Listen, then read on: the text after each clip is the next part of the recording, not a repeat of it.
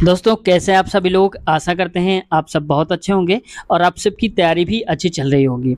तो दोस्तों आज हम शुरुआत करेंगे एनटीपीसी का पिछला पेपर जो कि रियल क्वेश्चन पेपर है जो पिछली बार पूछा गया था, उसका पार्ट नंबर आज 17वां करेंगे। और इससे पहले हम 1 से 16 तक के पार्ट्स करवा चुके हैं। अगर आपने नहीं देखा तो चैनल की प्लेलिस्ट में आप चेक कर लेना, अलग से हमने प्लेलिस्ट बना दिया है एनटीपीसी की। साथ ही साथ एलपी और टेक्नीशियन और ग्रुप डी के क्वेश्चन पेपर की भी अलग अलग हमने बना दिया है प्लेलिस्ट, चाहे तो आप वहां से चेक कर सकते हैं। शुरुआत करते हैं आज की इस वीडियो की। लेकिन दोस्तों चैनल पे अब तक नए हो और चैनल को सब्सक्राइब नहीं किया है तो आपसे रिक्वेस्ट है, ऐसे ही वीडियोस प्रीवियस ईयर देखने के लिए रेलवे संबंधित चैनल को सब्सक्राइब जरूर कर लीजिए और बेल आइकन दबा लीजिए ताकि जब भी हम वीडियो अपलोड करें आपके पास नोटिफिकेशन पहुंच जाए और आप समझ जाए नई वीडियो आ चुकी है। तो उम्मीद है सब्सक्राइब कर लिया होगा। शुरुआत करते हैं आज के क्वेश्चन की। देखो पहला क्वेश्चन लिखा हुआ है, निम्नलिखित में से कौन सा दर्रा श्रीनगर और लेह को जोड़ता है। तो ये जोजिला दर्रा जोड़ता है, ये पूछा जा चुका है कई बार पेपर में, याद रखना। तो नाथुला दर्रा कहाँ पर है, ये है सिक्किम पे, ये भी आप याद रखना, ठीक है, ये सिक्किम पर स्थित है। जोजिला दर्रा कहाँ, श्रीनगर और लेह को जोड़ता है। ऑप्शन नंबर पहला सही उत्तर है। सेरीकल्चर शब्द निम्नलिखित में से किससे संबंधित है। तो सेरीकल्चर का संबंध है रेशम पालन से। पिसीकल्चर का आप जानते होंगे मत्स्य पालन से है, ठीक है, और मधुमक्खी पालन का है एपीकल्चर, ठीक है। अब आपको ये बताना है पक्षी पालन का संबंध किससे है, ये देखते हैं आप में से कितने लोग बता पाते हैं।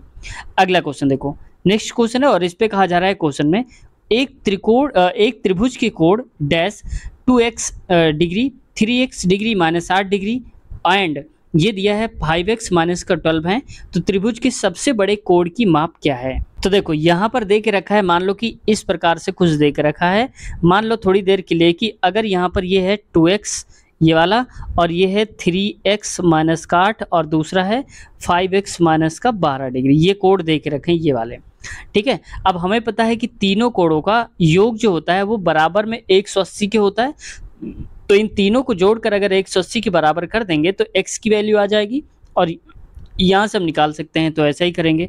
तो देखो 2x हो जाएगा, 2x प्लस का 3x माइनस का 8 प्लस का 5x माइनस का 12 बराबर में कितना हो जाएगा 180।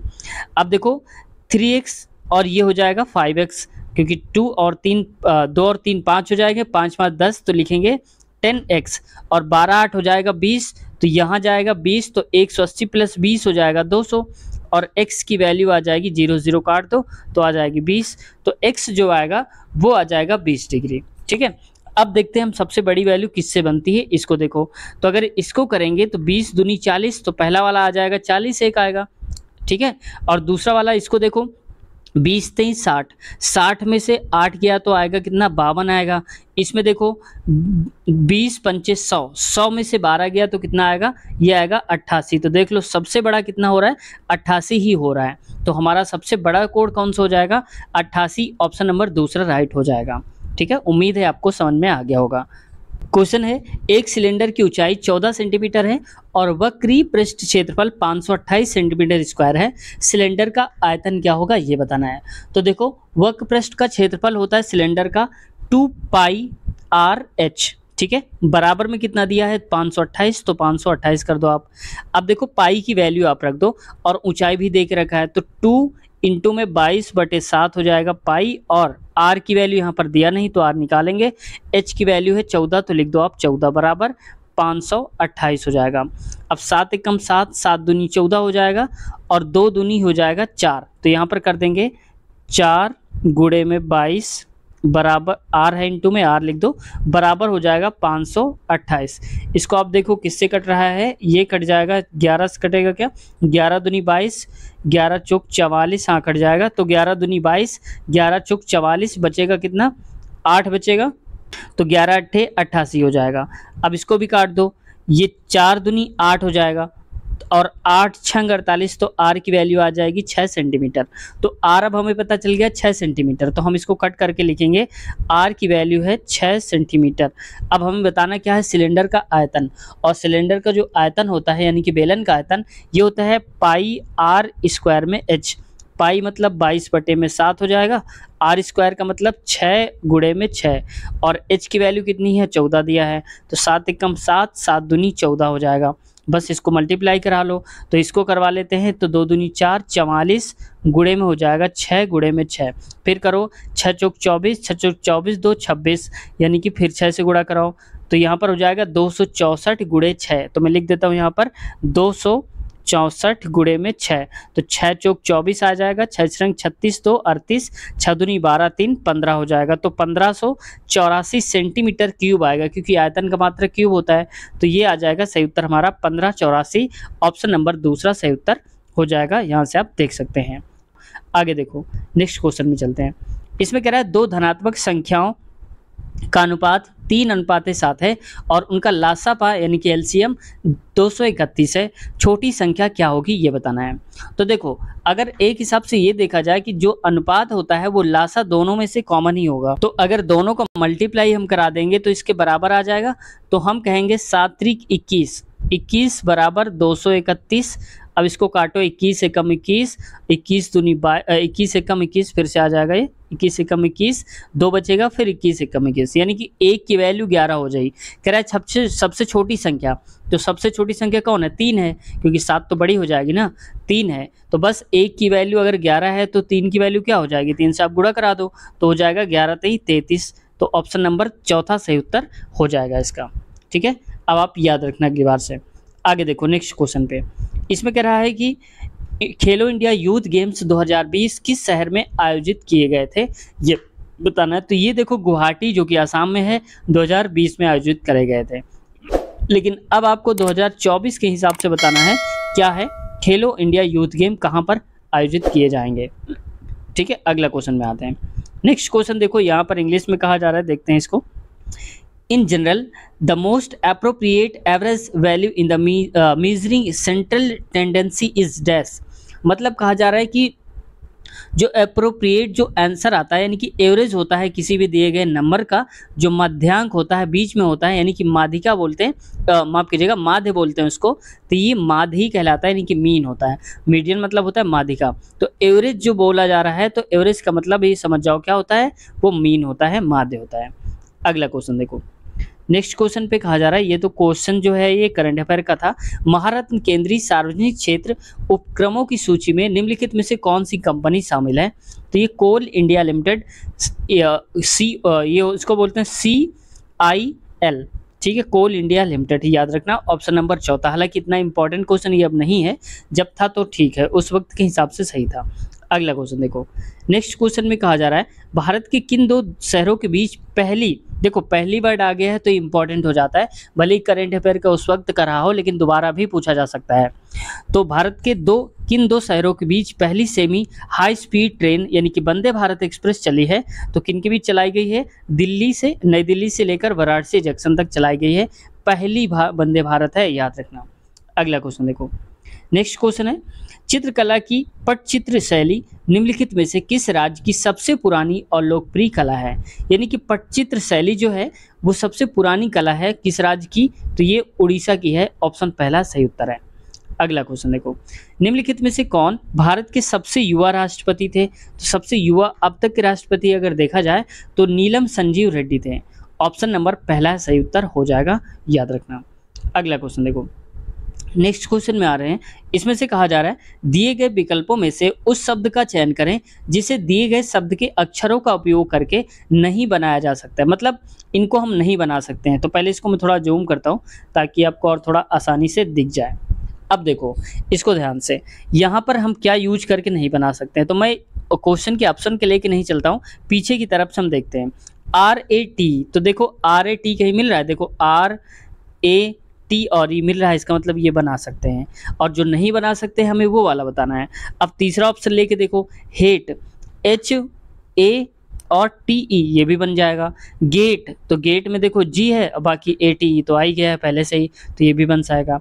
लेकिन ग्रंट अगर हम ध्यान से देखें तो देखो इसमें से ग्रंट में आ रहा है G, तो G तो मिल गया, R मिल गया, U भी मिल गया, N देखो कहाँ पर है, N इसमें नहीं दिया है, देख सकते हो आप N नहीं दिया है, जबकि हमें यहाँ इनकी आवश्यकता पड़ेगी। तो N नहीं दिया है, इस वजह से यही गलत हो जाएगा। इससे मिलाकर हम ये वर्ड को नहीं बना सकते हैं, बस सही उत्तर हो जाएगा। अगला क्वेश्चन पे आते हैं। नेक्स्ट क्वेश्चन कह रहा है कि उस विकल्प का चयन करें जिसका तीसरे शब्द के पद के साथ वही संबंध है जो दूसरे पद का पहले वाले से संबंध है। कुल मिला के कहना ये चाहता है, मैं जूम करके दिखा देता हूँ, कह रहा है कि पेडियाट्रिक्स जो है वो चिल्ड्रन संबंधित है, तो न्यूरोलॉजी किससे संबंधित है। तो देखो पेडियाट्रिक्स जो होते हैं वो चिल्ड्रन यानी कि बच्चों के डॉक्टर होते हैं, वैसे न्यूरोलॉजी जो होते हैं वो दिमाग के डॉक्टर होते हैं, यानी कि ब्रेन के डॉक्टर होते हैं। तो बस वैसे ही ठीक संबंध हमें बना लेना था। ऑप्शन नंबर तीसरा वाला सही उत्तर हो जाएगा, ब्रेन वाला। अगला क्वेश्चन में आते हैं। नेक्स्ट क्वेश्चन कह रहा है कि नेशनल कोर्ट ऑफ जस्टिस का हेडक्वार्टर कहाँ पर स्थित है, यानी कि इंटरनेशनल, माफ कीजिएगा इंटरनेशनल कह रहा है, अंतर्राष्ट्रीय जो हेड ऑफिस है अंतर्राष्ट्रीय न्यायालय का हेड क्वार्टर है वो कहाँ पर है, द हेग। द हेग कहाँ पड़ता है, ये पड़ता है नीदरलैंड में, ये भी याद रखना, कई बार पूछा जा चुका है। तो अंतर्राष्ट्रीय का न्यायालय कहाँ पर है, हेग में। अगला क्वेश्चन देखो, नेक्स्ट है गोबी मरुस्थल निम्नलिखित में से किस महाद्वीप में स्थित है। तो देखो ये ग्रुप डी में सेम क्वेश्चन आया था, आरआरबी ग्रुप डी में लिख देता हूँ, यहाँ भी सेम क्वेश्चन रिपीट हुआ था। तो देखो रिपीट होकर के एनटीपीसी में भी आ गया है। तो महाद्वीप में कहाँ पर स्थित है गोबी, तो ये है एशिया मरुस्थल। और किसी समचतुर्भुज के आसन्न कोणों का अनुपात 3:6 है। समचतुर्भुज के सबसे छोटे कोण की माप क्या है। तो देखो समचतुर्भुज जो होता है किसी प्रकार का हो, उसके आमने और सामने के कोणों का योग हमेशा 180 डिग्री ही होता है, याद रखना। अब आसन का मतलब आमने सामने के कोण दे के रखे हैं आसन, तो यहाँ पर देखो दोनों को जोड़ेंगे अगर तो 3 + 6 बराबर में 180 और 6 3 9 बराबर 180, तो 9 × 9 9 दूनी 18, तो 1 की वैल्यू क्या आ जाएगी, 20 आ जाएगी। और बताना है सबसे छोटा कोण, और छोटा कोण कौन है 3 और 6, तो सबसे छोटा 3 आएगा। तो बस 1 की वैल्यू अगर 20 है तो 3 की वैल्यू क्या होगी, 3 से गुणा, आप यहाँ करा दो यहाँ करा दो, बराबर में आ जाएगा 60। सही उत्तर हमारा हो जाएगा 60 डिग्री। ऑप्शन तीसरा सही उत्तर हो जाएगा। अगला क्वेश्चन देखो, नेक्स्ट क्वेश्चन है राजतरंगिणी के लेखक कौन है। तो ये तो पता होगा, ये पुराने लेखकों के नाम भी पूछ लिए जाते हैं। तो राजतरंगिणी ने लिखा था, कल्हड़ ने लिखा हुआ था, ठीक है। अगला क्वेश्चन देखो, अगला क्वेश्चन है पानीपत का दूसरा युद्ध अकबर और हेमू के बीच किस वर्ष लड़ा गया था। तो ये लड़ा गया था 1556 में, ठीक है। अब इसका देखो पहला युद्ध अगर हम बात करें तो होता है 1526 में, फिर दूसरा अगर बात करें, ये पहला हो गया, दूसरा बराबर होता है 56 में, 1556 में। वहीं अगर तीसरा की बात करें तो तीसरा था, ये हुआ था 1761 ईस्वी में। ऑप्शन ये आप देख लो, तीनों हमने युद्ध बता दिए। जब दोबारा कभी ये दूसरा दे दिया है, अब कभी पहला या फिर तीसरा पूछ ले तो आप आसानी से कर ले जाओगे, 1526 और 1556 और 1761। अगला क्वेश्चन देखो, नेक्स्ट क्वेश्चन पे आते हैं। इसमें कह रहा है कि यदि किसी व्यक्ति का द्रव्यमान पृथ्वी की सतह पर 60 केजी है तो चंद्रमा की सतह पर उस व्यक्ति का द्रव्यमान कितना हो जाएगा। तो पृथ्वी की सतह पर देखो इतना है 60 केजी, द्रव्यमान की बात कर रहा है, तो द्रव्यमान यानी कि m बराबर 60 केजी। और हमें पता है कि द्रव्यमान कांस्टेंट होता है, कभी परिवर्तित नहीं होता, उसका भार परिवर्तित होता है mg के। लेकिन यहाँ पर तो बात हो रही केवल द्रव्यमान की, द्रव्यमान हमेशा सेम रहता है। तो 60 केजी है तो चंद्रमा पर भी 60 केजी ही रहेगा, याद रखना। अगला क्वेश्चन में आते हैं।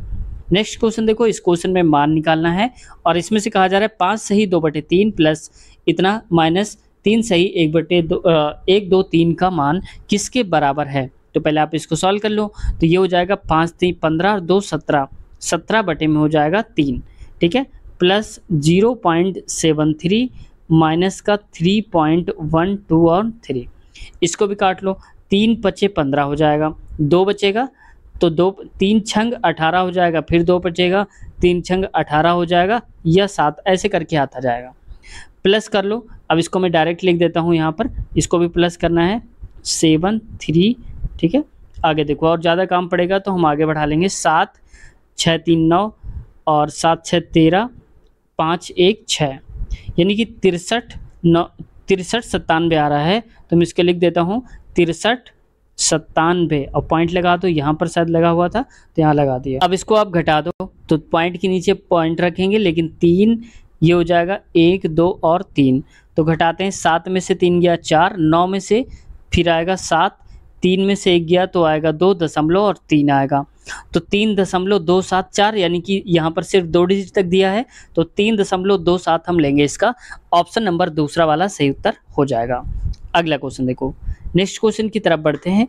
उसमें से कह रहा है उस समूह अक्षर का चयन करिए जो निम्न श्रृंखला में प्रश्न चिन्ह के स्थान पर आ सकता है। तो इसको थोड़ा सा मैं जूम करता हूँ। ऐसे कुल मिला के कहना चाहता है एक सीरीज बन रही है और इस सीरीज को पूरा करने के लिए अगला वाला टर्न कौन सा होगा। देखो ये यहाँ पर देखो लिखा हुआ है देखो ABCDEFGH, तो आएगा I और J, बीच में कुछ आएगा अभी ये हमें पता नहीं है। फिर देखो WXYZ, तो यहाँ पर क्या आएगा V आएगा, तो VWXYZ, तो JVI ऑप्शन चौथा सही उत्तर हो जाएगा। ठीक है, अगला क्वेश्चन देखो। नेक्स्ट क्वेश्चन, निम्नलिखित में से कौन सा देश संयुक्त राष्ट्र सुरक्षा परिषद का स्थायी सदस्य नहीं है। तो ये जापान, ये इसका सदस्य नहीं है, ऑप्शन चौथा सही उत्तर हो जाएगा।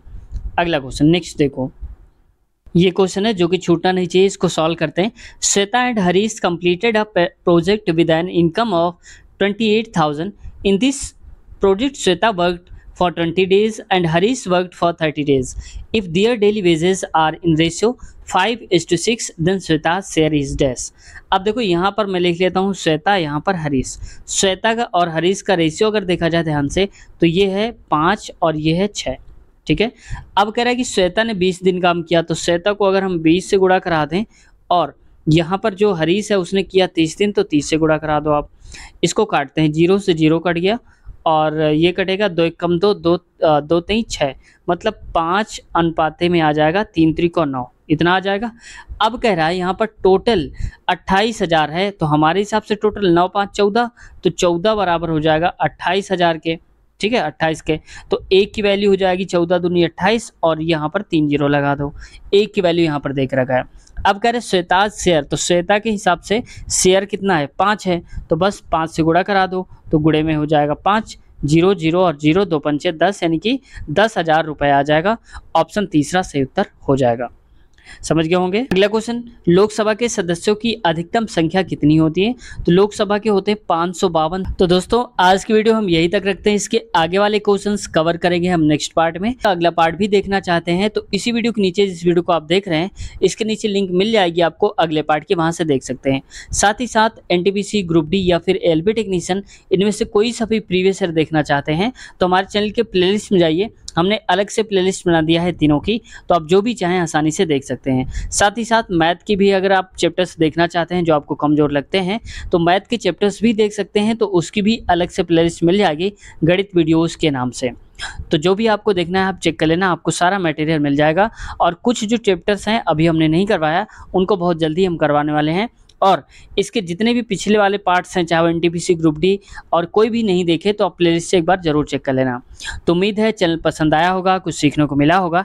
ऐसी वीडियोज़ के लिए इस चैनल को सब्सक्राइब कर लीजिए ताकि जब भी हम वीडियो अपलोड करें, और बेल आइकन भी दबाइए ताकि वीडियो अपलोड करते समय आपके पास नोटिफिकेशन पहुँच जाए और आप आसानी से देख सकें। तो मिलते हैं नए वीडियो में, अपना ख्याल रखिए, टेक केयर, बाय बाय।